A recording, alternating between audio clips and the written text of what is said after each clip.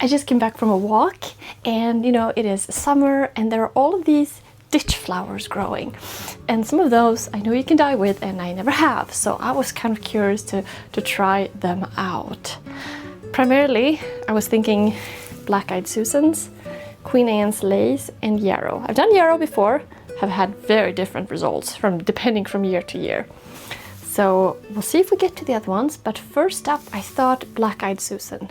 I know this is not supposed to be like a great dye plant, but we should be able to get some color, some nice yellow. In fact, I think we're gonna get yellow from all of this. But let's see what kind of yellow, how strong. Let's do a little playing, shall we?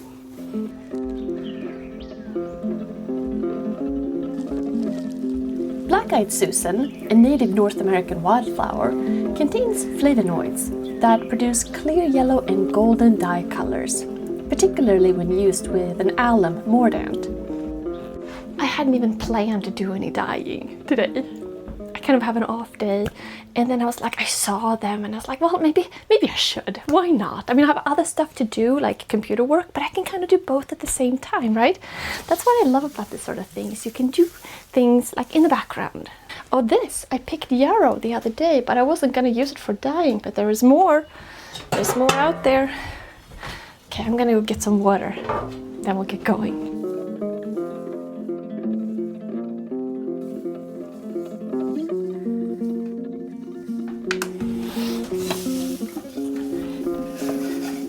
"408 grams. I'm starting with cold water. I'm gonna be using the whole plant, so I'm just gonna kind of chop it up into slightly smaller pieces.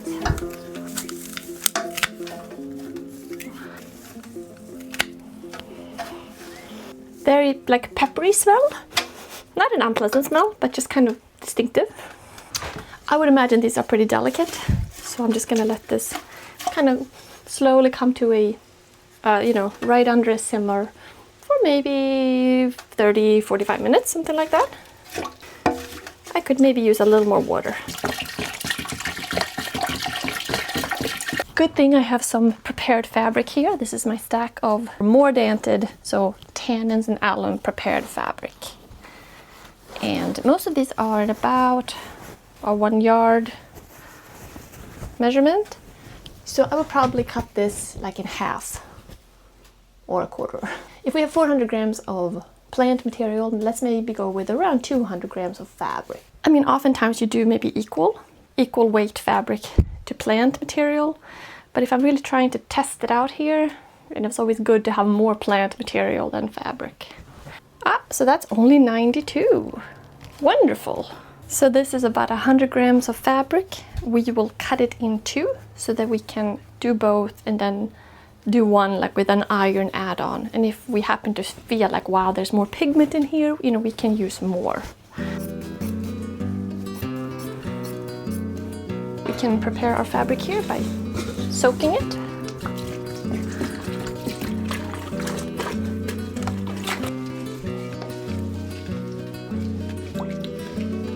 The flower heads provide the strongest color, though results can vary with growing conditions and harvest timing. The resulting shades are generally considered moderately light fast, fading gradually with extended sun exposure.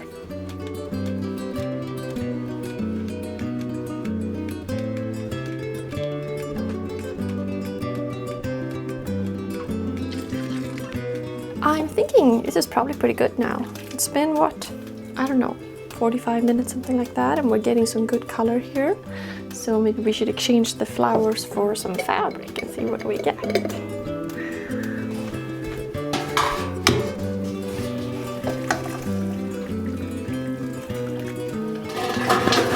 Definitely smells very floral, herby.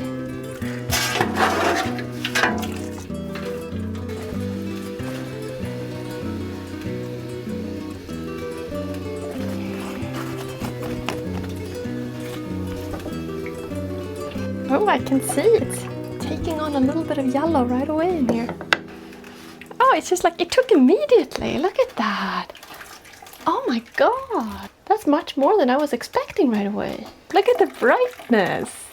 It's like, I'm not sure exactly what I was expecting. After reading about this, I mean, I was definitely expecting yellow, But like this yellow right away, that's pretty amazing. I mean, I realized that it was pretty concentrated and I don't have much fabric in here yet. But wow, not bad at all. So I think what I'm gonna do, I'm gonna let this, you know, just kind of hang out like I normally would. And then if there's more pigment, we can add more fabric. Like, why not?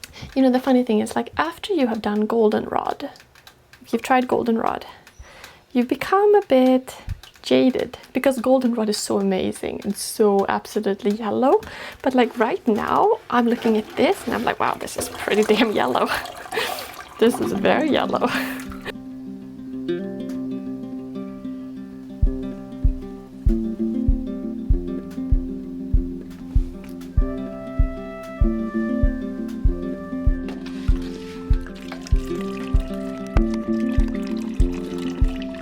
Let's add some more fabric. We have such good pigment in here.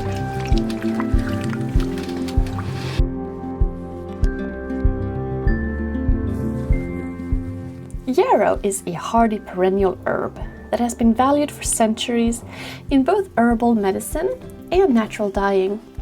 Its flowers contain flavonoids and other plant compounds that can yield soft yellows, greens, and olive tones, especially when combined with different mordants or an iron afterbath.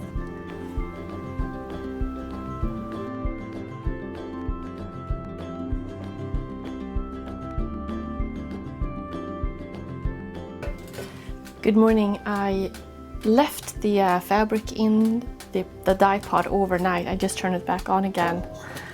I figured pretty. I figured we would take two of them out, and then one of them we would do an iron. I'm trying to see which one here was the least yellow, you know, the second dip. I think it's this one. It's a slightly lighter color. I think this is the second dip. So we'll take that out. And we'll take one of these out. We'll leave the other one. This is getting a little warm now, so we'll put in some iron. I'll see if we can adjust this color. We'll add a little iron. Pretty dark color though, I have to say. Pretty nice.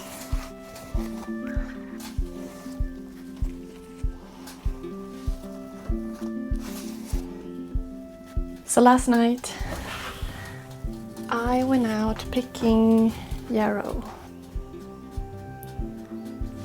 I really like yarrow as a plant. I've dyed with it in the past. One year I got the most incredible light green color. And then I've done it 2 more times since that and gotten yellows. But I am forever, you know, searching for that green color. So I thought we would do another attempt. I also have some slightly dried yarrow I picked a couple days ago.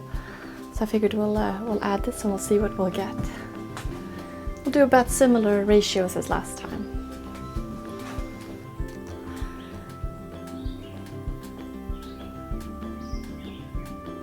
One of the fascinating things about yarrow is its unpredictability. The color can vary significantly depending on growing conditions, harvest time, and even the specific plant being used. Now yarrow has a very different scent from the black-eyed Susan.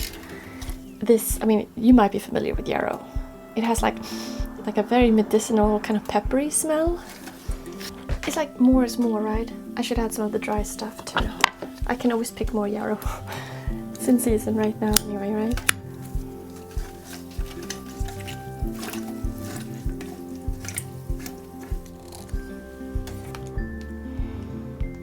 It's been going for a little bit and oh my god, the smell is so strong. I forgot how strong yarrow is after a while. It's like almost impossible to be in here. Like to sit for any length of time. It's very intense and very potent.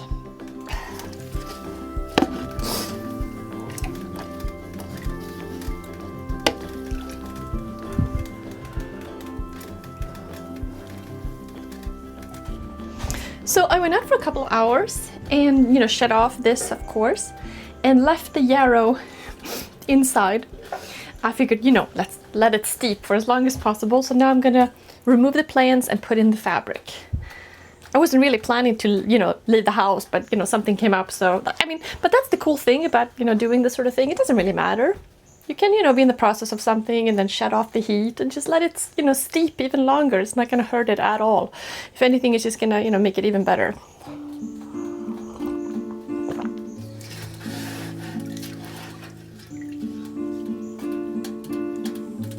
Ooh, it's pretty greenish. Interesting, huh? Okay, very cool. It doesn't smell quite as bad in here as it did before. My son came in and he just took one step in and turned around. Because before the smell was really very potent, but I've had the windows open and the lid has been on, you know?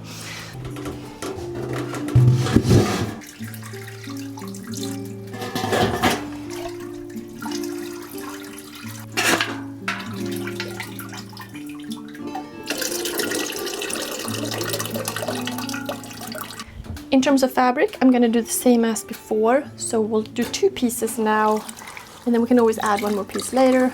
Like cotton muslin fabric, the type you might buy like cheap on a roll to do test versions of fabric. Well, this is what I do when I dye, and I use this for quilts and stuff. I actually find that it really takes on dye well, and the feel of the fabric also changes after it's been in the dye pot. I don't know if it's the kind of simmering or something, but it gets much softer.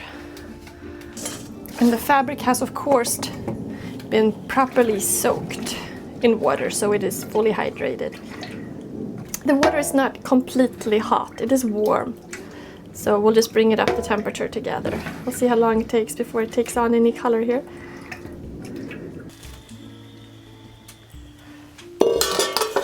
Okay, we're getting a little bit of a yellow greenish shade, not nearly as strong as the Black-Eyed Susan, I would say, but it's something. It's been going now for maybe 20 minutes. The smell is definitely coming back. I might not add the 3rd piece. You know, it's not like I feel like, whoa, we have a lot of pigment in here. It's more like I hope we get some more, you know. Just gonna let this go for another half an hour or so, then maybe just shut the heat off and let it sit for a while, maybe overnight, we'll see. I must say though, I am very surprised at this color. Look how beautiful. I mean, it is quite dark, quite dark. I didn't get a huge reaction when I added the iron. And I added a little more iron and let it, you know, come to temperature, and I had it in there for maybe 20 minutes or so, which usually I see a much stronger response. But some things respond more to an iron addition than others. Maybe Black-Eyed Susan just wasn't in the mood to get a little darker, I don't know. So far though, Black-Eyed Susan I think is the winner. But I'm curious if we're gonna, you know, be able to get slightly more greenish colors, which would be cool. It's amazing how you would think when it comes to natural dyeing, because there's so much stuff that's green out in nature, but green is a really hard color to come by.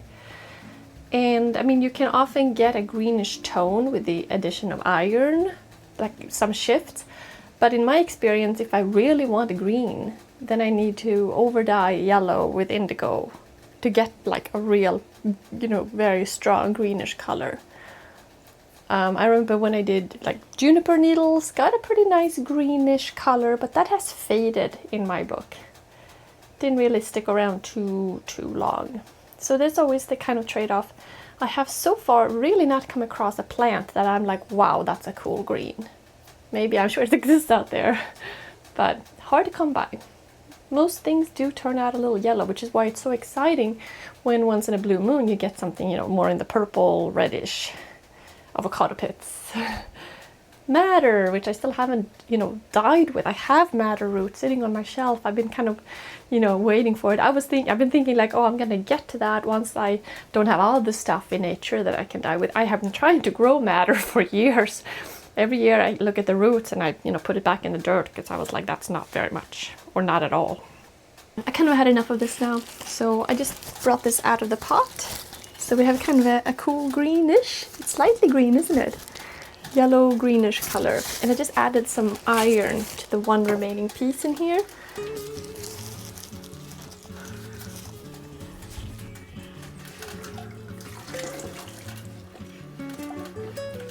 Okay, let's see if we have gotten anything here at all. I'm starting to think my iron is bad or something. Can iron be bad?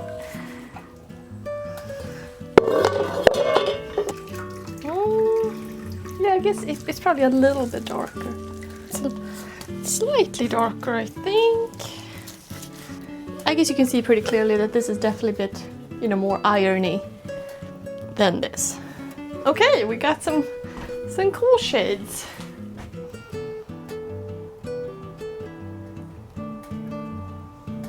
Ditch flowers though, kind of fun. I love just using stuff in your environment, you know, doing some experiments. It doesn't have to get crazy or perfect or anything like that. It's just kind of fun to build that experience. So next time you walk by Yarrow or Black-Eyed Susan, you're like, oh yeah, we can get a cool color with that.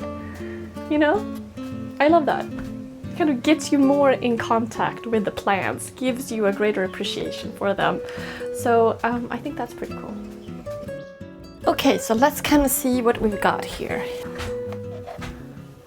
Black-Eyed Susan, first and second dip. Iron dip, which was in, you know, as long as this guy, and then almost became lighter when it went into the iron. It's very weird, isn't it? This was the same length as this, but with the addition of iron. Quite the mystery. And then our Yarrow, wow, turned quite light as it dried, sat overnight. So this is our main piece. And this is the piece that I thought yesterday was quite a bit darker, but now, I don't know, they look quite similar. They have a slightly different shade, but it's not exactly like, wow, that has iron. It's very, oh, wow. So anyway, here we have our control group. Here's what the fabric looked like when we started. I mean, it's not like they're quite usable colors in terms of a quilt or something. I'm curious, have you tried Black-Eyed Susan, Yarrow, any other ditch flowers, gotten some cool results? I was thinking about doing Queen Anne, you know, lace Queen Anne, but then after some research, I think I would just get lesser yellow. So then I was like, kind of, yeah, you know, another time maybe. Now, if you compare this to the marigolds I did, a little not so tight, should you redo that? But the marigold, Black-Eyed Susan, was quite a lot darker. Of course, the rose was a bit disappointing, right?